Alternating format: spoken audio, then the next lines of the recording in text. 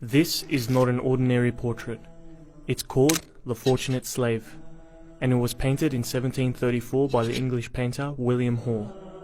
On the surface, it might look like a typical English painting, but what's really special about it is that amongst all the paintings of famous English men and women of the 18th century, this is the very first in which the subject is black.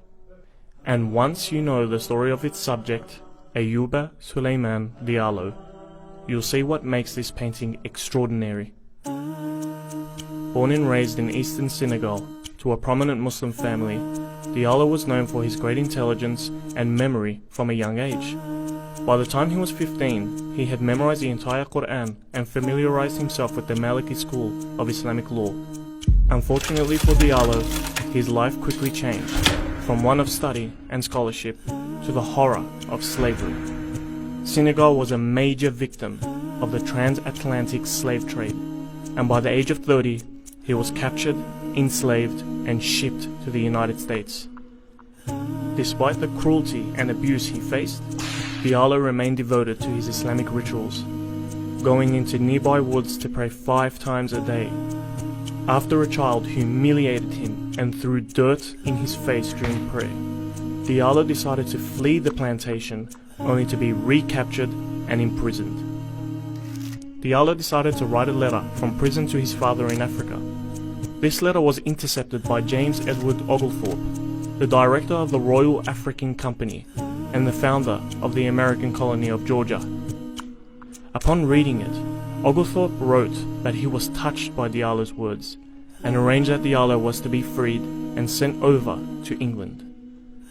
When Diallo arrived in 1733, he was greeted as a free man amongst the people of England. He made friends in the circles of the elite and would often debate with Christian priests and bishops. At a time known for its extreme racial prejudice, people were impressed with his intelligence, monotheistic beliefs, and piety. Diallo was approached by William Hall to paint his now famous portrait. What makes this portrait significant is not just the presence of a black man, it's the way he's depicted. When people of African descent were painted in the 18th century, they were almost always shown in racist and demeaning ways. Facial features were exaggerated unnaturally, and they were never the subject of the painting, usually being reduced to the background as scary and inhuman figures. This portrait was the first to depict an African Muslim ex-slave as not only human but noble. His posture and frontal direction were chosen to make him more likable, and his expression is pleasant rather than evil or disturbed. However, what really stands out is the red book hung around his neck. This book is one of 3 Qur'ans Diallo had written purely from memory during his imprisonment. In many ways, this portrait sums up his incredible story.